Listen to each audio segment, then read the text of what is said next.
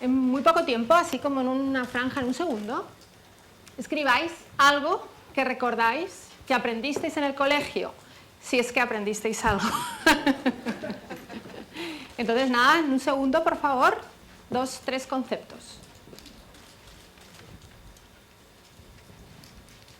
También se puede apuntar en el iPhone perfectamente.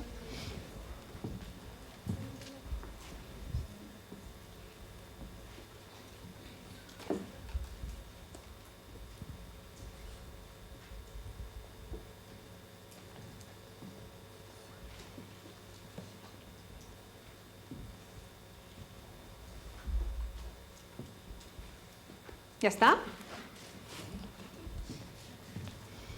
Bien. Segunda cosa que vamos a hacer ahora es recordar sobre los grados de libertad que teníamos en clase. Esta es fácil.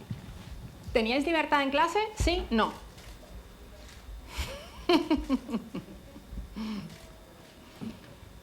¿No? Pues se pone no. Bueno, como esta es tan fácil, vamos a pasar a la siguiente, que es un poco más difícil. Me gustaría que por un momento os sumergieseis en vuestros años de escuela, recordaseis vuestra sala de clase. Yo seguramente variaré y diré aula, que es como lo decimos en castellano, pero sé que aquí en Chile se dice aula de clase, y dibujéis, para lo cual no hace falta grandes dotes artísticas, simplemente hacer un esquema, aquel mueble que os recuerda ese momento escolar.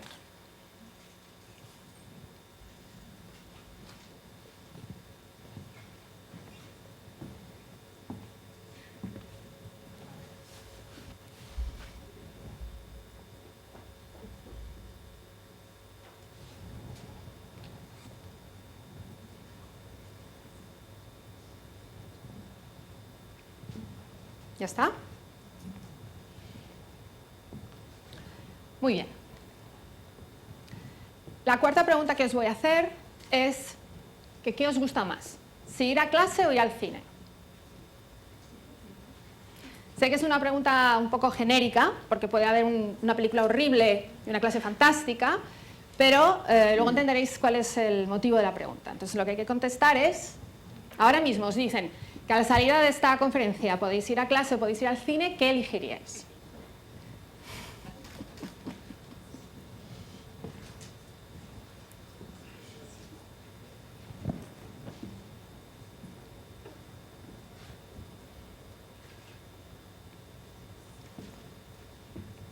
Ya está también, ¿no? Bien, y lo último que os voy a pedir, ya es el último esfuerzo. Lo que os voy a pedir que escribáis es ¿qué os sugiere el término examen? De repente ahora se cruza en vuestra cabeza la palabra examen. O os digo, os voy a hacer un examen. ¿Qué es lo que ocurre?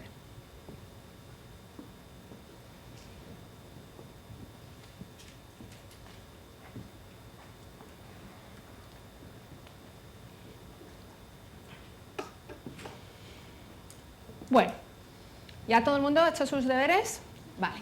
Entonces los vamos a guardar y según vayamos avanzando en la presentación os va a ir pidiendo que me digáis qué ha ocurrido, qué habéis puesto en este papel.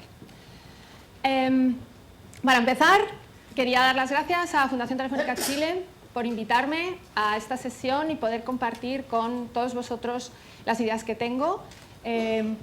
Nada más llegar a Chile, el taxista que me cogió en el aeropuerto me habló de educación. Estoy realmente sorprendida de la penetración que el tema educativo tiene en la sociedad chilena.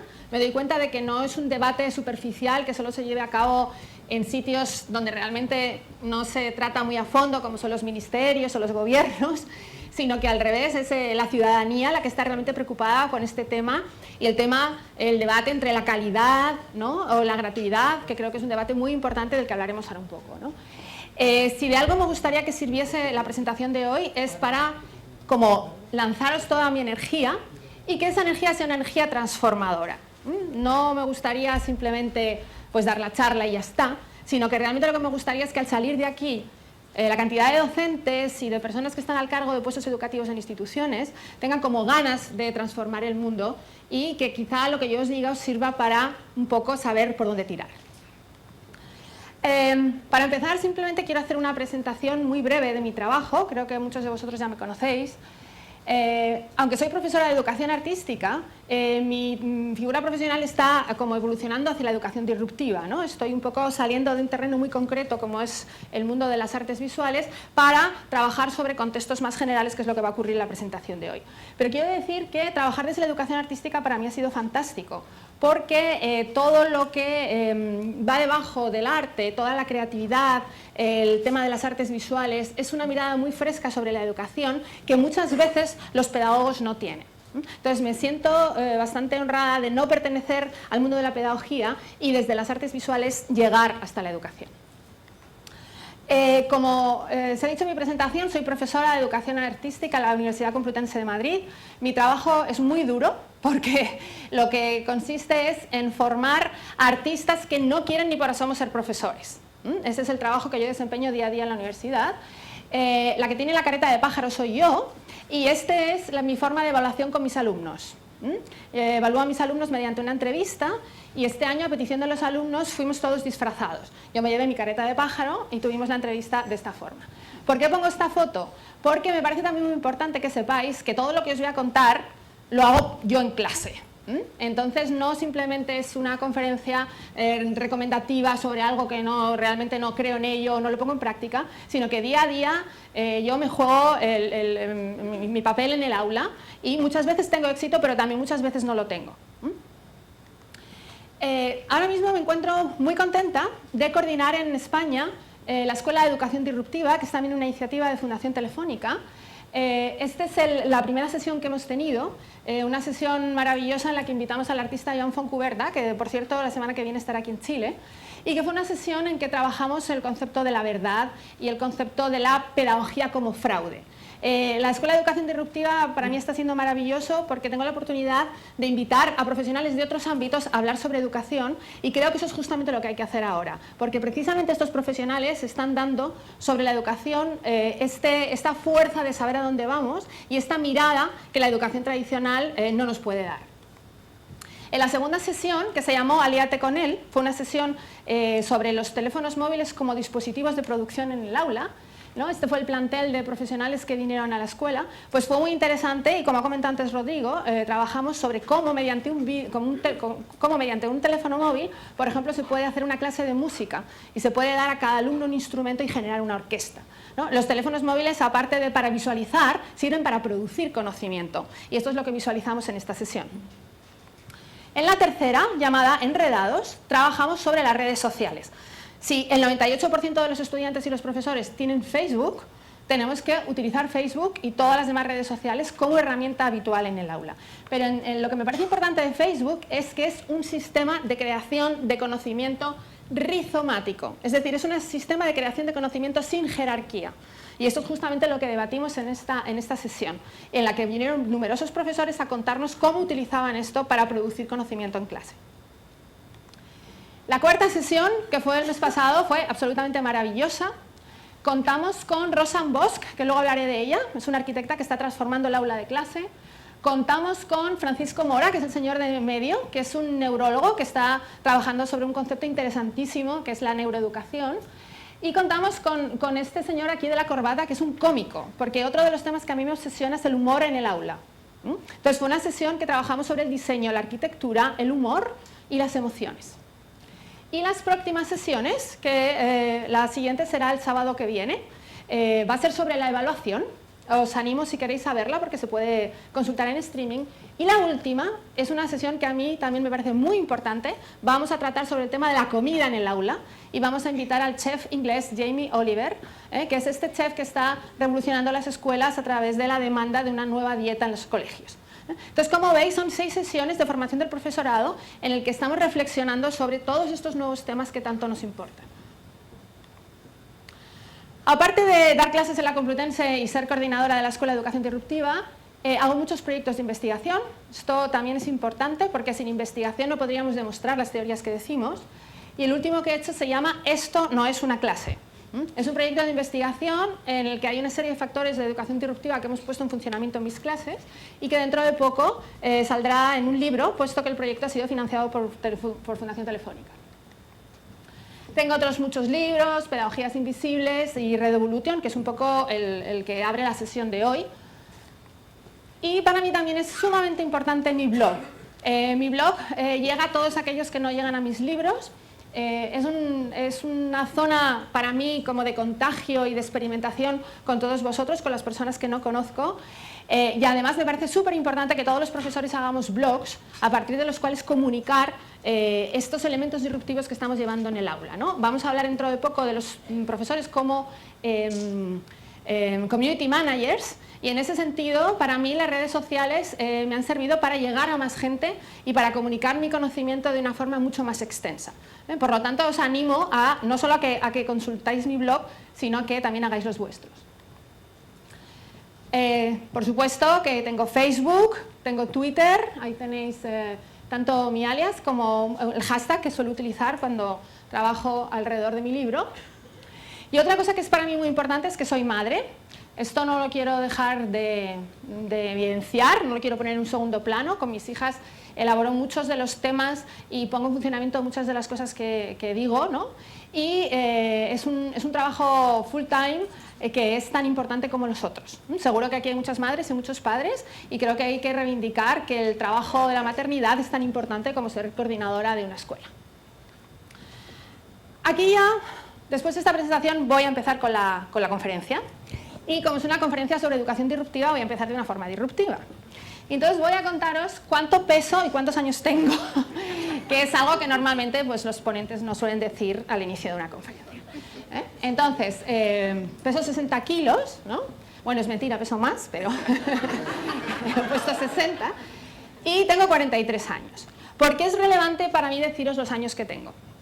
Bueno, pues porque resulta que de esos 43 años, nada más que 38 de 43, que son muchos, los he dedicado a estar inmersa en el mundo de la educación.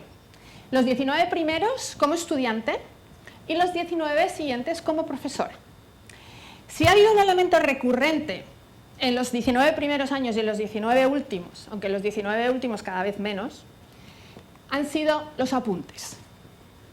Seguro que los que estáis aquí, muchos estáis tomando apuntes, y si estáis en la universidad, seguís tomando apuntes, si estáis en el colegio, seguís tomando apuntes, porque los apuntes es una especie como de obsesión, ¿no?, dentro de lo que es la educación tradicional. Parece que no puede haber aprendizaje si no hay apuntes, y los apuntes es algo tan absurdo como que hay un señor hablando, una señora hablando y una gente tomando, intentando que lo que apunten sea lo más parecido posible a lo que dijo esa persona, para luego coger esos apuntes, estudiárselos el día antes de un examen, llegar el día del examen, vomitar la información y en el momento exacto que sales por la puerta de la clase, olvidarte absolutamente de todo el proceso anterior. Por lo tanto, este tema de los apuntes me parece muy importante. Es un tema que está totalmente relacionado con el concepto de educación bulímica, del que hablo en el libro y del que parto, ¿no? Y está muy relacionado con algo que es realmente terrorífico, y es que las instituciones educativas en este momento lo que están haciendo, a lo que nos están llevando es a asesinar o matar la pasión por aprender. Esto a mí me parece realmente terrible, porque cuando somos pequeños y vamos a los primeros años a la escuela, vamos todos súper motivados, vamos todos contentos, vamos todos con ganas de aprender, y poco a poco la escuela lo que va haciendo es matar esa pasión por el aprendizaje. Es decir, la institución que debería de fomentar esa pasión es la institución que está rompiendo, que está matando esa pasión.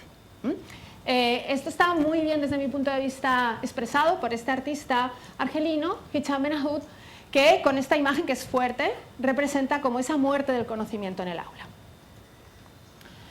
Pero, afortunadamente, hace unos años, y también con algo que Rodrigo ha contado que a mí me parece fundamental, que es con el auge de las charlas TED, de repente hay como un movimiento global que enuncia que el modelo antiguo, el modelo que provoca toda esta bulimia es obsoleto y que hay que hacer un cambio educativo. Probablemente la cabeza más visible de este movimiento sea Ken Robinson, y lo que ocurre es que Ken Robinson nos dice que tenemos que hacer ese movimiento, ¿no? Que vivimos un momento histórico, que yo realmente esto lo comparto, en el que los gobiernos, los profesores y los directores o directoras de las instituciones educativas tenemos que dar un paso adelante, pero el problema es que no nos dice cómo lo tenemos que hacer, ¿no? Nos anima a hacerlo. Yo cada vez que veo una de sus charlas TED tengo ganas de ponerme a hacer cosas inmediatamente, pero no sabemos muy bien qué pasos das. Y entonces aquí es donde nace mi intención por hacer el libro, mi vocación por escribirlo, para dar a los docentes como 5 empujones. Para mí es muy interesante la idea de empujón. No es una receta, no os voy a decir en ningún momento lo que tenéis que hacer, sino que es empujaros a que vosotros mismos hagáis vuestra propia redevolución. Entonces vamos a ver exactamente cuáles son esos 5 pasos. El primer paso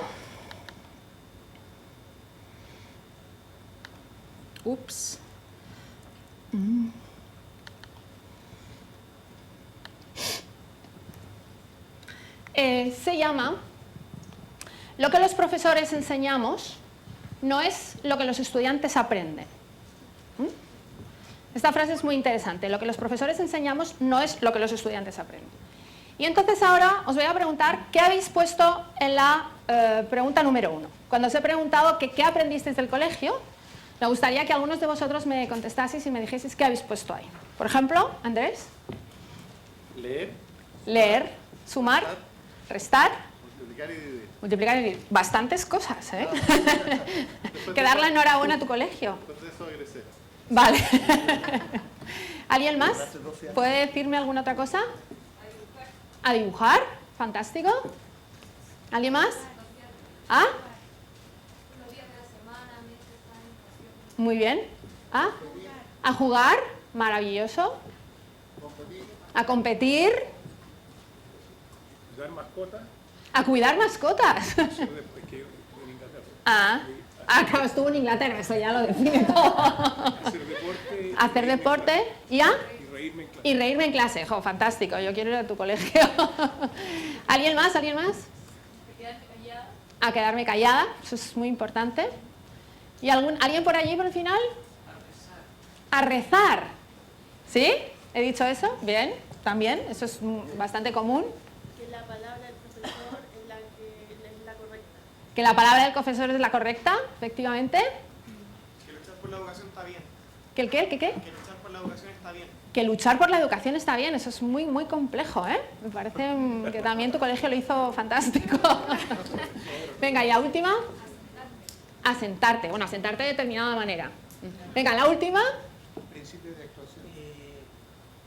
Puse varios conceptos que se vea que se enfocaban, pero quiero agregar, por ejemplo, el deseo de conocer, a crear en talleres que tenía fuera de la hora de clase. Ajá, pero fuera de la hora de clase. Pero eran en el colegio, pero el que quería ir a esos talleres podía ir libremente. A transformar los deseos en sueños.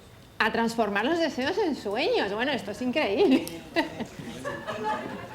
En el sentido de hacer, porque de repente uno solamente deseo hacer algo, pero no lo hago. Ya, Entonces ya. me da las herramientas para poder hacer lo que yo pensaba.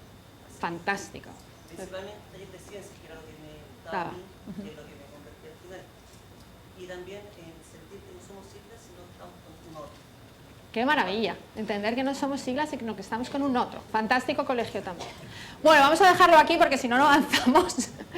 Entonces, para mí es muy importante hacer este ejercicio para que veamos que nadie ha repetido ningún concepto. ¿Os dais cuenta? Que ninguno habéis aprendido lo mismo en el colegio. ¿Esto por qué es? Esto es porque una cosa es la información y otra cosa es el conocimiento, ¿no? La información está ahí y el conocimiento es cuando lo procesamos y lo metemos dentro de nuestra cabeza. Y cuando nosotros estamos procesando el conocimiento, cada cerebro es único. Cada uno de nosotros tenemos unos conocimientos, unas vivencias, un contexto, una creatividad. De tal manera que todo ese conocimiento que generamos es diferente de persona a persona. Esta imagen creo que representa muy bien el concepto que os quiero transmitir y que para mí es la base de la Redevolution. Y es que puede que esta niña esté pensando en una flor, pero el resto de sus compañeros están pensando en un pez, en una vaca, en un caballo, en un gato. Entonces, esta idea, que está basada en los apuntes en ella, de que lo que dice el profesor es exactamente lo que aprende el alumno, es una idea que sencillamente es imposible. Esta es una idea superada en información, en arte, en cine. Todos sabemos que cuando alguien va a ver una película, nadie ve la misma película. Tú le preguntas a alguien, ¿qué película viste ayer? Y si van 3 amigos, los 3 amigos a la misma película, cada uno de ellos te va a contar una película diferente. Entonces, ¿por qué cuando nos metemos en la sala de clase, lo que dice el profesor lo tienen que entender exactamente igual los 30 alumnos que hay en el aula? Esta es una de las cosas más importantes de la red Evolutoio y es la base para poder seguir haciendo las demás. Por lo tanto, esta frase, grabarla en el cerebro, aunque cada uno de vosotros lo va a grabar de una forma diferente, pero lo que enseñamos no es lo que nuestros alumnos aprenden. Y esto yo creo que lo representa muy bien este artista, Chema Madoz, cuando mete esta nube dentro de una jaula. El conocimiento es algo inaprensible, es algo que no se puede fijar, que no se puede controlar. Y como profesores seremos mucho más felices y nuestros alumnos aprenderán mucho más si somos conscientes de que cada uno va a aprender algo diferente. Otra de las nociones que están relacionadas con el inconsciente y que hablo en el libro es el término pedagogías invisibles. ¿Qué son las pedagogías invisibles?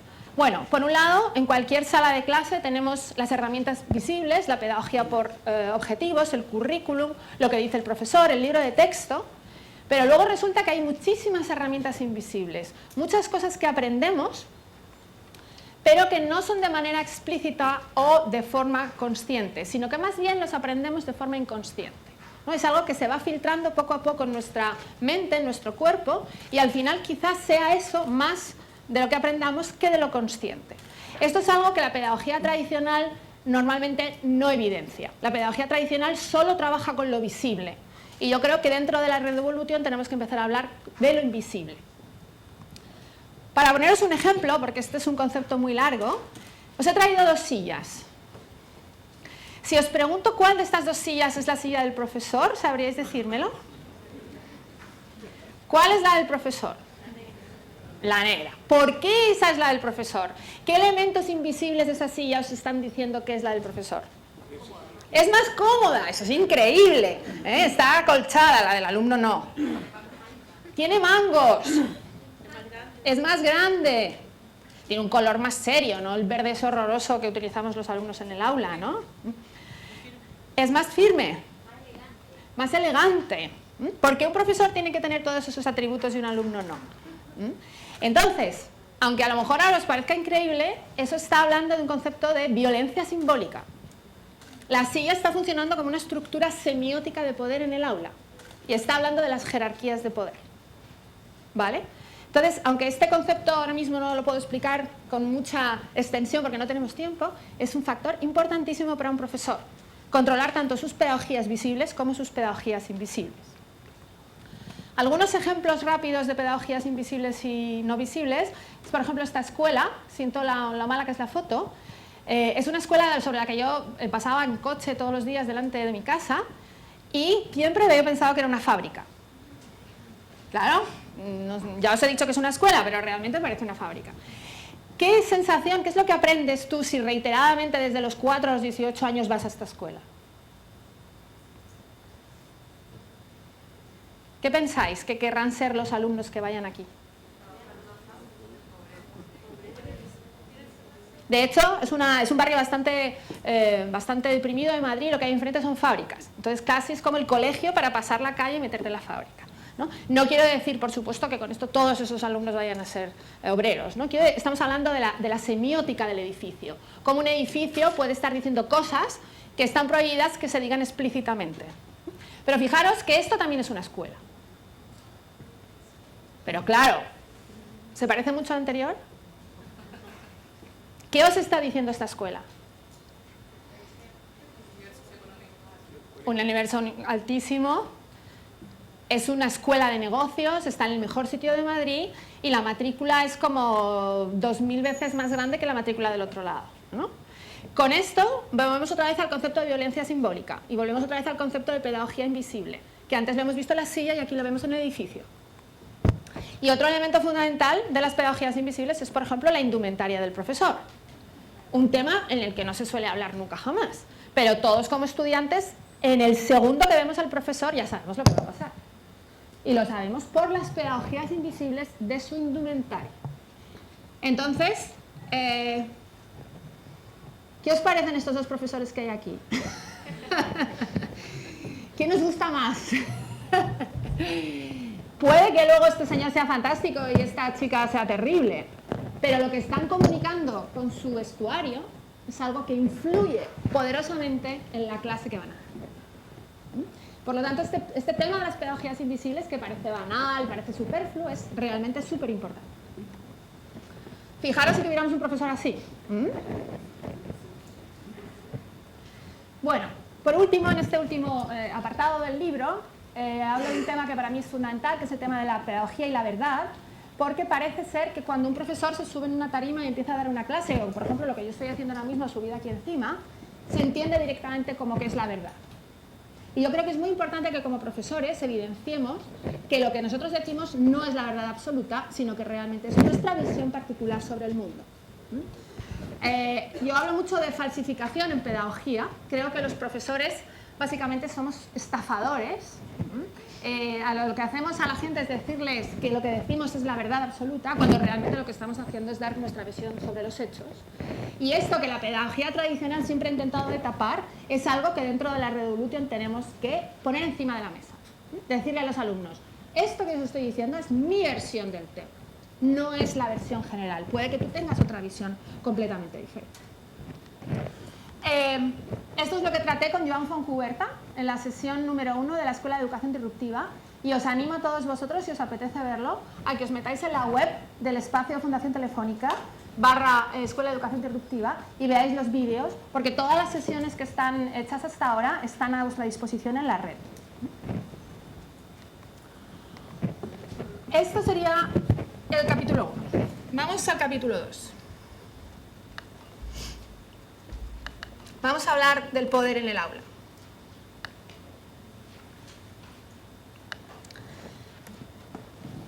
Para hablar del poder me gustaría que me dijeseis que habéis contestado el tema de la libertad en la sala de clase. Voy a hacerlo más fácil. ¿Hay alguien que haya puesto que sí tenía libertad? 1, 2, 3, 4, 5, 6. Ya está. ¿Realmente son las aulas espacios democráticos? No. ¿Somos los profesores democráticos en las aulas? No. Y entonces, lo que yo digo en este capítulo es que no solo hay que parecer democráticos, sino que hay que serlo. ¿Vale? Nosotros nos podemos, estoy convencida de que todos los que estamos aquí nos definimos como demócratas en la vida real. ¿Por qué no somos demócratas cuando nos metimos en el aula? Este es uno de los factores importantísimos y es uno de los elementos clave de la Revolution, la idea de desterrar este antagonismo entre profesor y estudiante y empezar a trabajar con la idea de comunidad de aprendizaje. Esto, por ejemplo, es una de mis clases. En esta clase, la única forma de saber que yo soy la profesora es que soy más vieja que mis estudiantes. Pero, por nada más. No me siento en una tarima, no me pongo en el centro, no hablo toda la clase. Y esto lo que hace es que mis alumnos se empoderen y sean capaces de crear conocimiento conmigo. Son unas clases en las que todo el mundo crea conocimiento, no solo una persona. Y hay una rotación en la generación de conocimiento. Esto, como ha comentado antes Rodrigo, es fundamental, porque en Internet el conocimiento está democratizado. El conocimiento ya no está en manos de nadie, está a disposición de todos en la red. Por lo tanto, la función del profesor es muy diferente ahora que hace unos años. Lo que tiene que ser ahora un profesor es un arquitecto de experiencias. Tenemos que dejar de ser transmisores de contenidos, arquitecto de experiencias. Experiencias empoderadoras, experiencias donde se genere conocimiento de forma horizontal, donde generemos conocimiento entre todos y no solo unos pocos o algunas veces una sola persona. Entonces, esto entraría dentro de este rol que ahora mismo está como tan difundido en Internet, del profesor como coach. La palabra coach se puede entender de formas muy diferentes, la podemos entender como el entrenador de baloncesto, pero para mí es más este transmisor de contenido, este arquitecto de experiencias, ¿no? La persona que cataliza una serie de elementos, con una serie de elementos a funcionamiento en el aula, pero deja que el conocimiento fluya de forma horizontal. Esto, por ejemplo, son algunas de mis clases en las que los alumnos y yo estamos haciendo unos performance y, bueno, como veis, es una experiencia que luego es difícil de olvidar, ¿no? En otras de las experiencias que propongo en clase, jugamos al voleibol. Esto es una vez más ese proyecto que dentro de poco saldrá a la publicación. era una clase que teníamos que evidenciar las diferencias entre artistas y educadores. Y simplemente con una cuerda dividimos la clase en 2 espacios y se generó un partido de voleibol muy interesante, mucho más interesante que si yo hubiera estado ahí dando la chapa. Por lo tanto, dentro de esta figura del profesor como coach, creo que es muy importante dar la clase con la boca cerrada. Facilitar a los alumnos su comunicación, empoderarles para que creen ellos conocimiento. Esto, por ejemplo, es una de mis clases. Como veis, ahí es un alumno el que está buscando información en Google. Yo utilizo mucho a Google como profesora, ¿no? Dejamos el Google abierto y los contenidos de la clase se van generando unos a otros. Los propios alumnos son los que salen y buscan un vídeo, buscan un blog, buscan cualquier tipo de información. ¿Qué? ¿Si puedo qué? ¡Ay, sí! Gracias, que se me ha caído y no me había dado cuenta. Gracias. A ver si me lo puedo poner bien. Voy a dejar esto aquí. A ver. ¿Ahora mejor? ¿Ahora ya? Vale. Gracias. Bueno, la primera figura dentro de estas dinámicas de poder diferentes sería el profesor como coach. Y ahora vamos a hablar un poco del profesor como intelectual transformativo. Porque resulta que esta etiqueta de ser un intelectual se la llevan los filósofos, se lo llevan los novelistas, se lo llevan los artistas, y resulta que las profesoras ¿somos o no somos intelectuales? Somos súper intelectuales, somos las más intelectuales de todas, porque ¿con qué trabaja una profesora? Con conocimiento. ¿No? Entonces, otra de las ideas clave de la Revolution es evidenciar que somos intelectuales transformativos, algo que de alguna manera recupero de la pedagogía crítica. Seguro que muchos de los que estáis aquí conocéis tanto a Paulo Freire, como a Henry Giroux, como a Bell Hooks, ¿no? Pero esta idea, que se puso en funcionamiento y fue muy exitosa en los años 80 y 90, últimamente se está perdiendo y volvemos a esta idea de que los profesores somos reproductores o somos técnicos. Y nosotros mismos somos los que tenemos que reivindicar que somos intelectuales. Somos intelectuales transformativos porque lo que podemos hacer es cambiar el mundo. No hay una profesión más social y más transformativa que la de ser profesores. Y los profesores lo que hacemos es trabajar con microrevoluciones. Es decir, no cambiar todo de golpe, pero sí poco a poco, día a día, hacer un cambio, transmitir una idea nueva, de manera que tenemos que mirarnos a nosotros mismos como agentes políticos. Esta es una idea que la pedagogía tradicional ha intentado tapar, ¿no? Es decir, que los políticos son los gobiernos, son los senadores, son otros, mientras que un profesor no tiene nada que ver con la política. No hay nada más político que dar una clase, porque realmente lo que estás haciendo es transformar la cabeza de con los que estás trabajando. Y otra idea que a mí me gusta mucho es la idea del profesor como DJ. Os preguntaréis, ¿y esto por qué? ¿Qué es lo que hace un DJ? ¿Alguien me lo puede decir? Mezcla. ¿Pero qué mezcla? Música. ¿Y esa música de quién es? ¿Del DJ? Es de otros. ¿Cuál es la verdadera creación del DJ? Su playlist, la mezcla que crea con las canciones de otros. ¿Esto a los que somos profesores nos suena?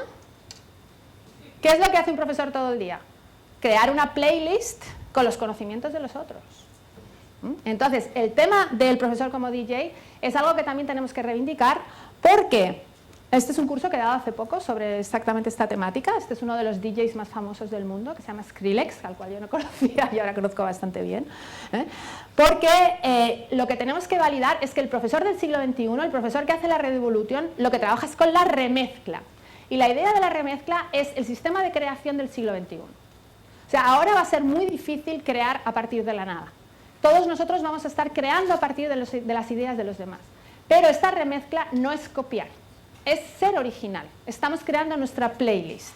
Entonces, la idea del profesor como DJ va en esta dirección y está muy relacionada con otra figura que a mí me parece fundamental, que es la idea del profesor como hacker. ¿Qué es lo que hace un profesor hacker? Hackear el aula y mentir al inspector. No os olvidéis de esta segunda parte, que es fundamental. A mí esto me parece muy importante en estos momentos que esta revolución educativa todavía no ha empezado a consolidarse y no es algo como tácito, pero yo sí que sé que muchos de vosotros tenéis ganas de hacerlo. Muchos no lo hacéis, ¿por qué? ¿Qué dirán los padres? ¿Qué dirá el director? ¿Qué dirá el inspector? Exactamente, ¿no? Pero entonces, si nosotros realmente, honestamente y con el corazón en la mano queremos hacer el cambio, hagamos el cambio, cerremos la puerta y mintamos a los demás. Y ahí, cuando seamos muchos mintiendo y ya sea evidente que eso hay que llevarlo a la práctica, no necesitaremos mentir porque será lo común, será lo válido, será lo que hay que ser. Entonces, no tengáis ningún miedo de mentir al inspector. Entenderlo como una reivindicación política sumamente importante en este caso, y yo os animo totalmente, de hecho creo que voy a hacer un curso de doctorado que sea cómo mentir al inspector. Por último, la otra figura que me parece sumamente importante es el profesor como community manager. Me imagino que todos sabéis que los community managers son estos expertos en redes sociales que con Twitter, con Facebook, con todo lo que tiene a su alcance, comunican una idea. Y me parece que es muy importante que los profesores utilicemos las redes sociales para contar las innovaciones que estamos llevando a cabo. No por el hecho de contarlo en sí, sino por el hecho de que así estamos visibilizando el cambio. Y otra cosa muy importante, haciendo esto lo que hacemos es una red de profesores. Muchos de nosotros estamos aislados, tenemos miedo porque nos sentimos solos. Ayer precisamente en otra conferencia que di, vino uno de los oyentes y me dijo, yo hago justamente lo que tú estás diciendo, pero me siento tan aislado porque no conozco a nadie que está haciendo lo mismo que yo. Si somos capaces de usar las redes sociales, de crear grupos en Facebook, por cierto, os animo a que os hagáis del grupo en Facebook de Redevolution, donde muchos profesores como vosotros están subiendo las experiencias innovadoras que están haciendo, tendremos fuerza y energía para seguir con la redevolución. Si nos sentimos solos, pues poco a poco dejaremos de hacer todas estas cosas. Otro concepto muy importante dentro de las dinámicas de poder es el concepto de reverse mentoring, que significa que nosotros dentro de nada vamos a tener que aprender de nuestros estudiantes. El rol del profesor en el aula muchas veces va a ser de aprender de los conocimientos de los alumnos. Y esto es, por ejemplo, lo que me pasa a mí múltiples veces en clase y es algo que yo fomento totalmente. Son unas alumnas mías dándome una clase sobre manga, ¿no? Un conocimiento sobre el que ellas son súper expertas y de las que yo no sé nada. Esto tiene que ser un constante hasta llegar prácticamente al 50%. Y por último, para terminar esta parte del poder, no quería dejar de hablar del edupunk, un término que no sé si muchos de vosotros conocéis, un término que surge en el año 2008 de la mano de Jim Groom y que en el ámbito latino se ha puesto muy de moda de la mano de Alejandro Piscitelli, que es uno de los grandes defensores de este tipo de educación disruptiva que estamos viendo, y que en el año 2011 hizo un libro fantástico que tenéis a vuestra disposición en la red y que os recomiendo a todos a que os bajéis, que se llama El proyecto Facebook y la posuniversidad, sistemas operativos sociales y entornos abiertos de aprendizaje. Es un libro que fue financiado por Fundación Telefónica también. Este libro, Alejandro, explica lo que es el edupunk, que fundamentalmente es una especie de paraguas donde se visibilizan las prácticas disruptivas pedagógicas.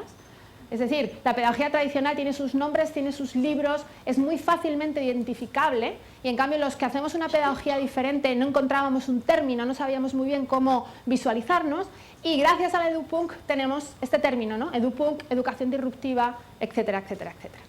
Este es el manifiesto edupunk, que es probablemente la única literatura que vais a encontrar sobre el edupunk. No voy a leerlo, lo tenéis en el libro, pero es muy interesante lo que dice al final, que dice: sé edupunk, destruye este manifiesto, haz el tuyo y después destrúyelo. Esto va a ser el modelo del siglo XXI. No vamos a poder construir algo que sirva para siempre. Cada momento que nos metamos en la sala de clase vamos a tener que construir un nuevo manifiesto. Y esto está totalmente defendido por el edupunk. Otra de las cosas importantísimas que aprendí de Alejandro y que aprendí con este libro es que en el momento actual no es tan importante la brecha tecnológica, sino que lo importante es la brecha metodológica. Cuando se está hablando de este debate en Chile sobre calidad o gratuidad, creo que la gratuidad es importante, pero la calidad pasa por el cambio metodológico. Y el cambio metodológico cambia porque las energías deben de estar puestas no solo en lo que vamos a contar, sino en la energía de su transmisión. Es decir, sería ridículo que yo viniese aquí a hablaros de educación disruptiva y me pusiera ahí detrás a leer un texto. Lo que estás contando no solamente lo tienes que contar en los contenidos, lo tienes que contar con el formato.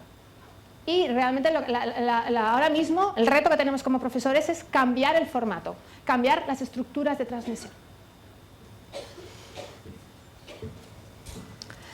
Una vez visto el capítulo de poder, vamos al tercer capítulo, que tiene que ver con habitar el aula.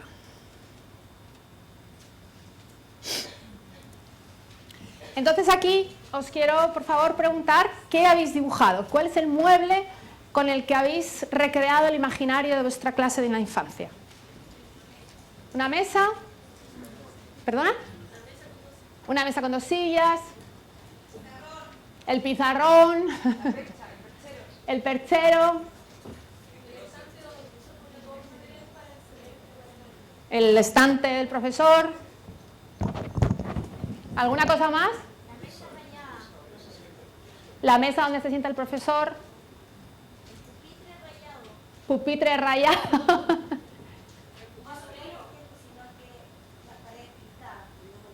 Las paredes pintadas.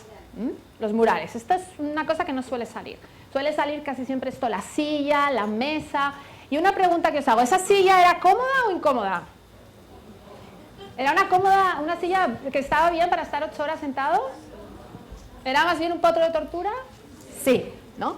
Bueno, pues esto tiene que ver con el tercer capítulo de la Red Evolution, que a mí me parece fundamental y que tiene que ver con cambiar las estructuras físicas de los colegios, desde fuera hasta adentro. ¿Por qué tenemos que meter tanto dinero en un aeropuerto, en una tienda de ropa, en un restaurante? ¿Y por qué hay que meter tan poco dinero en una escuela?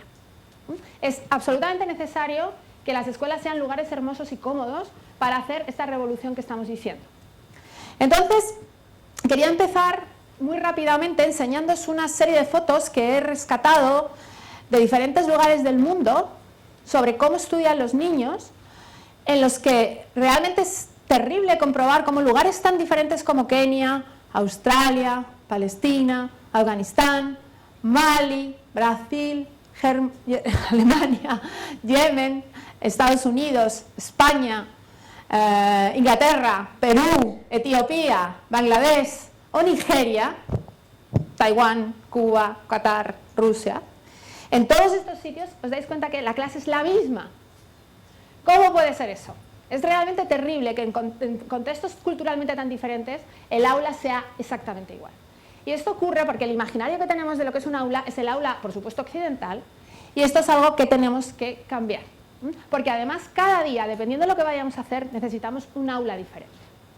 Esto es algo que en el año 2010 se ponen a pensar sobre esto un grupo de diseñadores y hacen un libro maravilloso que se llama The Third Teacher, el tercer profesor. Este libro es para mí como el primer instrumento que yo tuve acceso en el que se debaten todos estos temas de la arquitectura en el aula.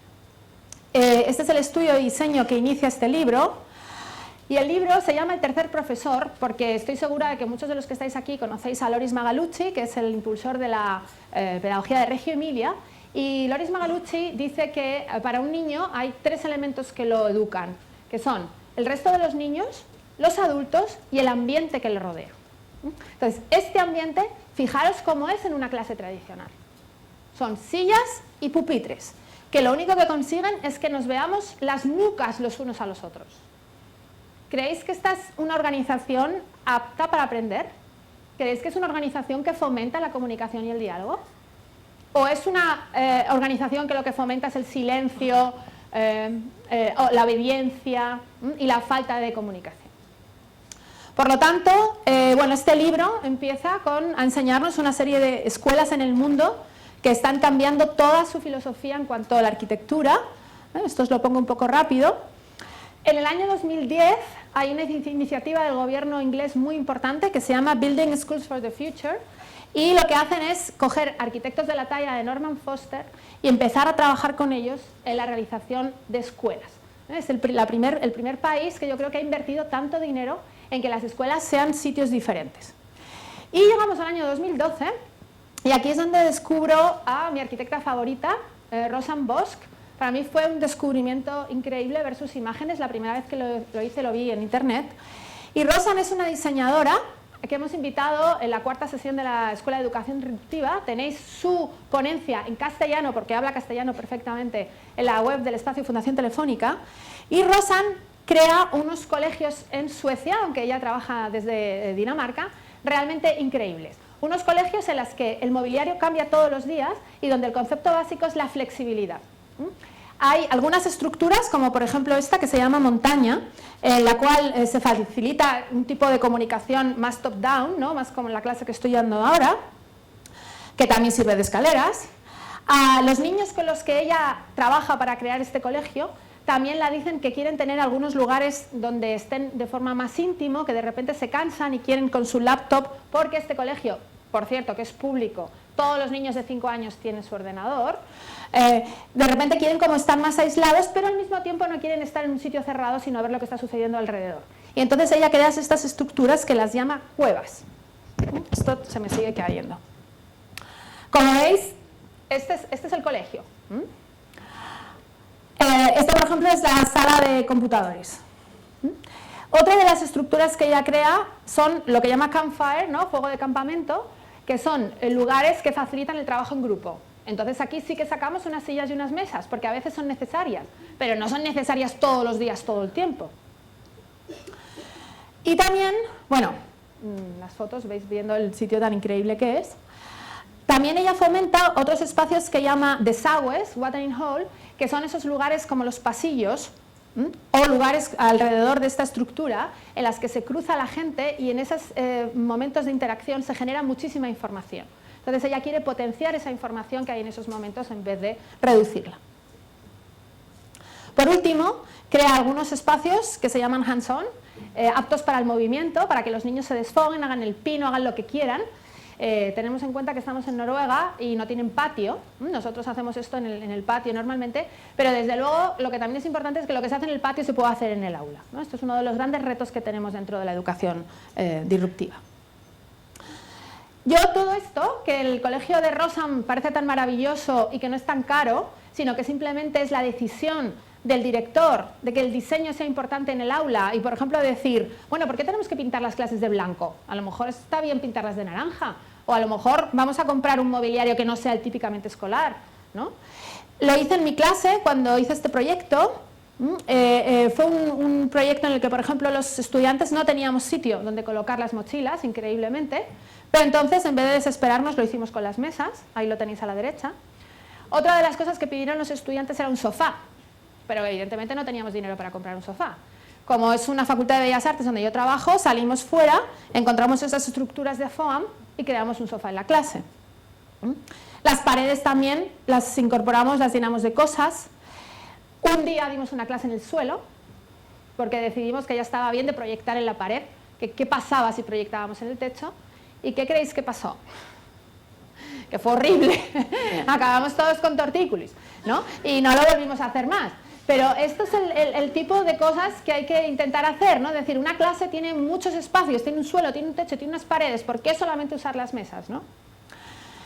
Y entonces trabajar en esta línea de reflexionar sobre el exterior, ¿no? Creo que estos son ejemplos de colegios en el mundo donde el exterior está pensado convenientemente. Repensar el color, como he dicho antes. La iluminación es un elemento clave para el aprendizaje. ¿Y cuántas aulas veo yo con una iluminación nefasta, donde no hay una buena iluminación solar? Por ejemplo, las formas son también muy importantes. Y la mayoría de las clases que visito, las formas son absolutamente rectas y artificiales, algo que fomenta la falta de comunicación. En cambio, fijaros cómo Rosam lo que hace sobre todo es crear formas orgánicas, ¿no? Formas que potencian la sensación de vínculo con el espacio, la sensación de relajación. Esto, por ejemplo, es una universidad diseñada por Rosam Bosch. También son importantes las estructuras, como os estoy diciendo, reflexionar sobre los techos, sobre los suelos, sobre las paredes, sobre las puertas. A mí la puerta me parece un elemento semiótico fundamental, ¿no? Una clase no es lo mismo si dejamos la puerta abierta que si la dejamos cerrada. Es un elemento que regula completamente la libertad en la clase, ¿no? Y las estanterías, pues si no tenemos las hacemos, etcétera, etcétera, ¿no? Por ejemplo, esta es mi mesa. Un día llegué a clase y los alumnos habían cogido la mesa y la habían transformado en un sofá. Entonces, estos son pequeñas píldoras para que veáis que el cambio de mobiliario en el aula no necesita una gran inversión, sino que es más bien una cuestión de creatividad. También dentro de esta estructura del cuerpo creo que es importante los tiempos. Yo no sé cuánto dura una clase normal en Chile, en educación, 45 minutos. ¿Creéis que en 45 minutos es posible hacer algo? ¿Qué opináis? Yo creo que en 45 minutos, entre que los chicos entran y se van, ya se ha pasado el tiempo. Entonces, es muy importante trabajar con conceptos nuevos respecto al tiempo en educación. Por ejemplo, está el concepto de educación expandida, no sé si lo habéis oído. Tiene que ver con que la educación sucede en cualquier momento y en cualquier lugar, no solamente en el aula. Y también me interesa mucho el concepto slow education, un concepto que está vinculado al movimiento slow general, que promulga, por ejemplo, el slow food, comer de forma tranquila, comer con otros ritmos, comer comida natural. Pues esto llevarlo al colegio, y el concepto de slow education lo que habla es de pocas actividades pero con mucho más tiempo. A lo mejor solamente hacer 2 asignaturas al día, pero que cada una dure 4 horas. Esto es muy diferente a lo que está ocurriendo en estos momentos. Para terminar el tema del cuerpo, quería hablaros de los afectos, quería hablaros de los sentimientos, quería hablaros de lo que se puede llamar love education, y está muy relacionada con un nuevo concepto que he conocido hace poco, que es la neuroeducación. La neuroeducación es ahora mismo un movimiento que está estudiando cómo nosotros realmente aprendemos cuando se fomenta en nuestra cabeza un sentimiento de emoción. Sin emoción no hay aprendizaje. Como comentaba antes Rodrigo, sin dopamina o endorfina no hay aprendizaje. Entonces, aquí tenéis a Francisco Mora, el autor del libro, que le invitamos también a la Escuela de Educación Disruptiva, y que dio una conferencia magnífica que os aconsejo que veáis si queréis ahondar en este tema. Pero desde luego, la educación del siglo XXI, si no incorporamos el sentimiento, los afectos y todas estas cosas en el aula, la generación de dopaminas y la felicidad, no llegaremos a que nuestros alumnos aprendan. Eso de que el sentimiento se aprende en casa y que en la escuela se aprende la razón es algo completamente falso que hay que erradicar.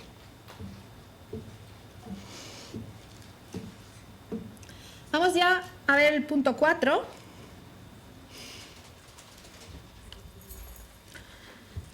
A ver.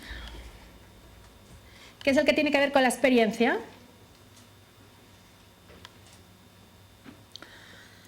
Ay.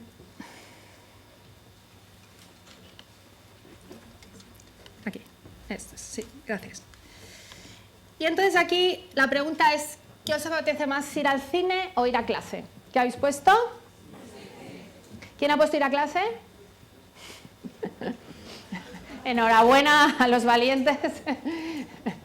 Bueno, esto es una pregunta trampa, ¿no? Porque hay clases maravillosas y películas horribles, pero ¿por qué hemos puesto casi todos ir al cine? Porque es entretenido, porque hay una expectativa, porque hay placer, porque es una experiencia. Y en cambio, ¿qué consiste ir a clase? Ir a clase consiste en un simulacro, ¿vale? Aquí hay otra frase que me encanta: no tengo tiempo para aprender porque tengo que estudiar. ¿Os suena? ¿Qué es lo que ocurre cuando no tenemos tiempo para aprender porque tenemos que estudiar? Lo que ocurre es lo que hemos hablado antes. Hemos hablado de la educación bulímica, hemos hablado de que nosotros como profesores hacemos que enseñamos, los alumnos hacen que aprenden, pero ¿realmente sucede el aprendizaje en el aula? No, sucede muy pocas veces. Entonces, para deshacer este simulacro pedagógico, en este capítulo del libro, que es el más amplio, y no lo voy a explicar al dedillo, digamos que doy como 8 claves para transformar este aprendizaje absurdo, este aprendizaje simulacral, en una experiencia transformadora. De lo primero que hablo es pasar del suspenso al suspense, y introducir en el aula lo narrativo. Vamos al cine porque las películas son narrativas, no son descriptivas. De tal manera que si nosotros a lo mejor queremos hablar de los cefalópodos, lo mejor que podemos hacer es hablar de Calamardo. Ese input del principio nos va a permitir entrar muy bien en la biología animal, en la biología marina. ¿Por qué? Porque es un elemento de la cultura visual de nuestros estudiantes que les conectan con el aprendizaje, le conectan con el entretenimiento. Creo que también una cosa muy importante de esta educación revolucionaria es abrazar lo inesperado, ¿no? Cuando vamos al cine, hay expectativa, hay sorpresa, hay extrañamiento, hay ese cosquilleo de que no sé lo que va a ocurrir. Eso es algo que tenemos que volver a llevar al aula, que se ha convertido en un sitio súper predecible, lleno de control. Entonces, todos estos conceptos son súper importantes de introducirlos, y yo, por ejemplo, siempre en cada una de mis clases, al principio, meto un detonante, meto algo completamente loco que hace que los alumnos se posicionen de forma diferente, ¿no? Por ejemplo, aquí os he puesto un seminario que di hace poco, en el que pedí a todos los participantes que trajesen sus libros favoritos, y con ellos creamos un puente, y cada uno que entraba tenía que entrar bordeando ese puente. Solamente esa cosa tan tonta y tan pequeña genera una expectativa sobre lo que va a ocurrir luego, que hace que la clase sea completamente diferente, ¿no? Entonces, esto es un recurso narrativo relacionado con la sorpresa, etcétera, etcétera. También me parece muy importante introducir lo biográfico en clase. Aprender no solamente sabernos la lista de los reyes godos o las provincias, etcétera, etcétera, sino también aportar mi biografía como persona en el aula. Fijaros este proyecto maravilloso de Iván, que es un chico de cuarto de la ESO, es decir, tiene 15 años, que se llama Sitios en los que he hecho el amor. Este es su primer aporte y este es el siguiente. Claro, es un proyecto que rápidamente hizo que Iván aprendiera muchísimo. Es un proyecto que trabajaba sobre el tema de los estereotipos y las masculinidades en el momento del cuarto de la ESO, ¿no? Y resultó que la mayoría de los alumnos, los chicos de la clase, pues toda su obsesión giraba en torno a este tema, que como sabéis es un tema habitual en la adolescencia. Entonces, trabajar ese tema del currículum, que venía reflejado en el currículum, a través de este proyecto de fotografía, consiguió que la motivación fuese mucho más alta y consiguió que todo fluyese y se aprendiese mucho más. Entonces, es un buen ejemplo de cómo incorporar lo biográfico dentro de la estructura de la malla curricular. También, como hemos comentado antes, fijaros que a mí me ha llegado la atención cuando has comentado los datos de los móviles, que casi todos los estudiantes de Chile lo que hacen en el móvil es ver imágenes y vídeo. Y resulta que cuando nos metemos en un aula, ¿cuál es la principal fuente de información? El libro de texto, que es lenguaje escrito, y lo que dice el profesor, que es lenguaje oral. Las imágenes no están por ningún lado. Y en cambio salimos de la clase y las imágenes están en todas partes.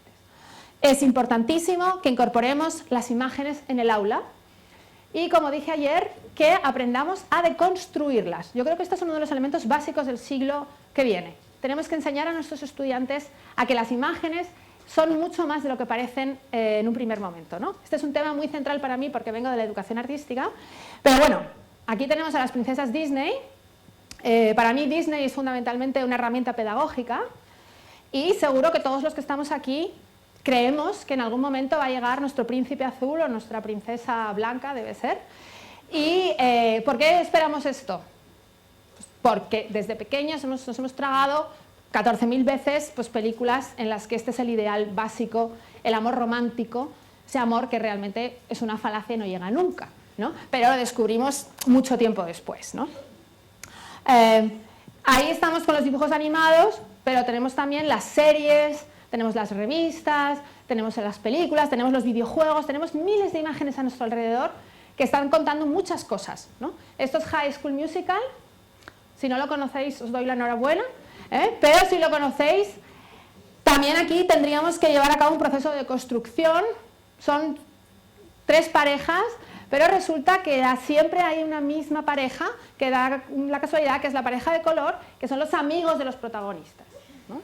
Entonces, aquí hay implícitos muchos conceptos de raza, de género, muchos conceptos políticos. Y hay otro grupo de imágenes que a mí me parece muy importante incorporar en el aula, sobre todo el arte contemporáneo. Antes hemos visto a las princesas Disney, pues fijaros lo que les pasa a las princesas Disney 10 años después, ¿no? Esta es una de mis artistas favoritas, que se llama Dina Goldstein, tiene una serie de imágenes maravillosa que se llaman Fallen Princess, y son todas las princesas Disney 10 años después, cuando ya lo de seremos felices y comeremos perdices ya ha pasado a la historia. Entonces, es muy interesante cómo los artistas contemporáneos lo que hacen es coger la cultura visual y le dan la vuelta, y a mí me parece que es una de las necesidades más importantes de la educación innovadora, disruptiva, como la queremos llamar, incorporar el arte contemporáneo como un elemento básico en las aulas. No solamente en las clases de plástica. El arte contemporáneo trata de cualquier cosa y como es un elemento visual, sirve para trabajar cualquier concepto. Aquí tenemos a las Fallen Princess y aquí tenemos, por ejemplo, a Rineke Distra, que es una gran fotógrafa que también trabaja sobre el cuerpo adolescente, igual que hemos visto anteriormente con High School Musical, pero retratándolo de verdad, ¿no? Retratando sus imperfecciones, retratando sus diferencias, en vez de haciendo esos estereotipos imposibles en los que los adolescentes acaban frustrados. ¿Cómo trabajar todo esto? Pues yo creo que es muy importante incorporar los performance, incorporar las dinámicas de campamento. Estas son muchas de las cosas que yo hago con mis alumnos en clase, ¿eh? Nunca jamás estamos sentados escuchando, sino que nos movemos en el aula. Y también me parece muy importante incorporar la producción de imágenes de arte contemporáneo, las instalaciones, muchos formatos que hacen que la clase se convierta en un lugar de producción. Para terminar esta parte, creo que también es muy importante trabajar por proyectos. Eso es algo que ya está muy visualizado en general. El Project Based Learning, por ejemplo, en educación artística se están haciendo grandes proyectos como este. Este es un proyecto de un hormiguero realizado durante 9 meses por unos niños en los cuales visualizaron cómo era su colegio. Y es un proyecto que les empoderó como productores y les hizo reflexionar sobre las estructuras escolares. Y también me parece muy interesante esta idea de las dinámicas de campamento, que cuando están fuera en la educación no formal funcionan muy bien, pues incorporarlas dentro de la dinámica de clase, ¿no? Todo esto que tiene que ver con moverse, tiene que ver con hacer, tiene que ver con pasárselo bien, en vez de estar sentado 8 horas en una silla. Con esto terminaríamos el punto 4 y ya no os preocupéis que vamos ya al final, al punto 5. Que tiene que ver con la clave de todo esto, que tiene que ver con la evaluación. Podemos aceptar el inconsciente, podemos cambiar las dinámicas de poder, transformar el aula, volver la clase una experiencia, pero resulta que al final tenemos que poner una nota, ¿no? ¿Qué habéis puesto? ¿Qué os sugiere el término examen? ¿Miedo, susto? ¡Alegría! Eso es trampa, ¿no? ¿Qué más? ¿Cómo? Esfuerzo, pasar de curso, estrés, insomnio, algo negativo por definición. ¿Perdona? Una prueba escrita. ¿Perdona? Constipación, ¿eso qué significa? Sí, o sea, como bloqueo. Hay veces que la gente me dice vómitos, o sea, gente, ¿no? Yo tengo una amiga que ella sueña recurrentemente con que se muere y no puede ir a un examen, ¿no? Y toda la preocupación es que no se puede morir porque no llega al examen, ¿no? O sea, hasta esos extremos llegamos con el tema de los exámenes. Y ahora os voy a hacer una pregunta. ¿Cuántos de los que estáis aquí conducís? ¿Manejáis? Vale. Si os pusieran ahora el examen de conducir que os otorgó el carnet, ¿seríais capaces de aprobarlo? Entonces, ¿para qué sirven los exámenes? Para nada. Hay que abolir los exámenes. Lo del tema del carnet de conducir es la más firme constatación de que no sirven para nada. Por lo tanto, el reto que tenemos también como profesores del siglo XXI es diseñar otras herramientas de evaluación, porque no podemos escapar a ellas. Yo creo que tenemos que, sobre todo, pasar de una educación basada en la evaluación a una educación basada en el aprendizaje. Esto es algo completamente diferente, ¿no? O sea, ahora mismo la obsesión por la certificación y por las notas hace que el centro del sistema educativo sea evaluar. Y ocurre todo esto que decimos. Nos enfermamos, tenemos estrés, no dormimos la noche anterior, para que luego no ocurra nada, ¿no? Entonces creo que es súper importante coger la evaluación y ponerla en un tercer lugar. Vale, aquí vamos a poner unas notas porque es necesario, el sistema nos lo pide, pero aquí en esta clase lo importante es aprender. Si como profesores hacemos eso desde el primer día de clase, en vez de decir, el día tal vamos a hacer un examen, la cosa fluye de manera completamente diferente. Yo en este capítulo lo que recomiendo es 3 cosas. La primera es descentrar el aprendizaje y relajarlo, ¿no? Por ejemplo, yo este año he decidido hacer un Evalu Party. Entonces, el día del examen, en vez de hacer un examen, decidimos hacer una fiesta, todo el mundo trajo cosas de comer, trajimos música, nos lo pasamos genial, y mientras tanto, los alumnos iban saliendo uno a uno y íbamos haciendo entrevistas, ¿no? Y fue realmente maravilloso, ¿no? Este es Nico, que es un alumno maravilloso, que vino vestido de Boy Scout y dijo, vale, la entrevista que vamos a hacer nosotros va a ser muy especial porque yo voy a encender una cerilla y vamos a poder hablar lo que dura la cerilla encendida. Y resultó una cosa súper interesante y fue súper eficaz, ¿no? Entonces, todos estos elementos que a lo mejor ahora os parecen como locuras y os parecen cosas incluso absurdas, cuando las llevamos a la práctica funcionan maravillosamente porque producen este sistema de relajación y descentramiento, ¿no?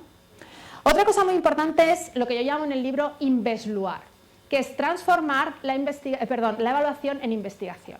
O sea, si un objetivo tiene evaluar, es saber qué está ocurriendo en el proceso. Pero eso lo podemos hacer investigando.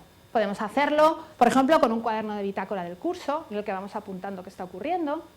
Podemos hacerlo con un grupo de discusión, que es una técnica de investigación en la que hay un grupo y las personas hablan. Lo podemos hacer con entrevistas. Y así tenemos el pulso de lo que está ocurriendo en la clase. Pero no lo que hacemos con eso que recolectamos no es meter miedo al personal, sino que simplemente sabemos lo que va ocurriendo. También últimamente trabajo mucho este concepto de evaluación creativa. De hecho, el próximo 24 de mayo la Escuela de Educación Disruptiva va a terminar con un taller de evaluación creativa en el que vamos a ver cómo se puede representar lo que aprendemos de forma diferente a la numérica. ¿Por qué siempre tenemos que representar el aprendizaje del 1 al 7? En España, del 1 al 10. ¿Por qué no podemos utilizar otras formas, ¿no? Y esto que os traigo aquí para ya un poco el final es lo que yo les pedí a mis alumnos este año.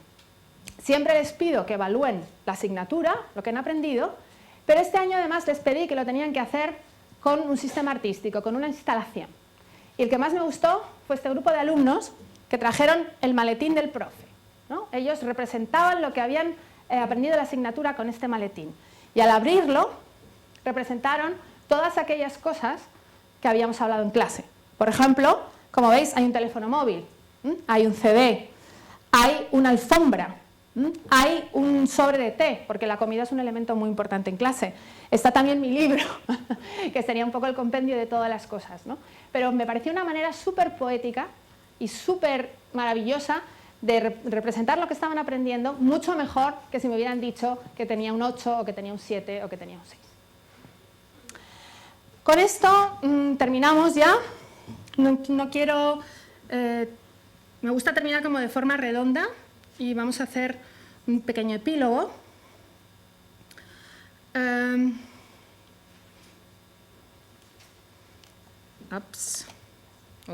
Ahora justo...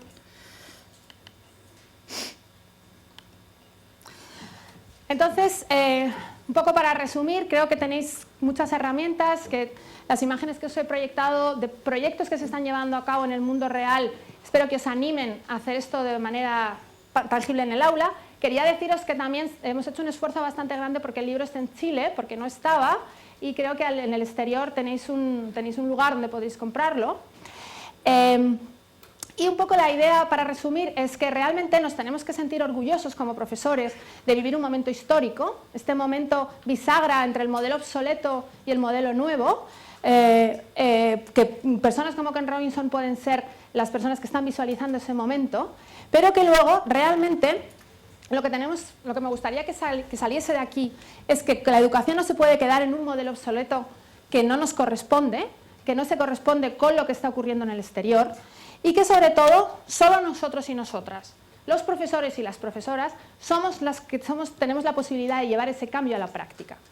Por supuesto que los gobiernos y los estados y los directores de los colegios, etcétera, etcétera, nos pueden ayudar. Pero si no somos nosotros los que nos creemos este cambio y los que los ejecutamos ya en clase mañana, estos cambios nunca se llevarán a hacer. Por lo tanto, si hay una idea que me gustaría que se os quedase en la cabeza, es la idea de las microrevoluciones. A lo mejor no vamos a hacer el cambio drástico de la mañana a la noche, pero si mañana dejo hablar más a los alumnos, si mañana de repente llevo comida al aula, si mañana me invento un performance, poco a poco todas estas microrevoluciones irán creando una macrorevolución general. Así que muchas gracias a todos y venga, que lo podemos hacer.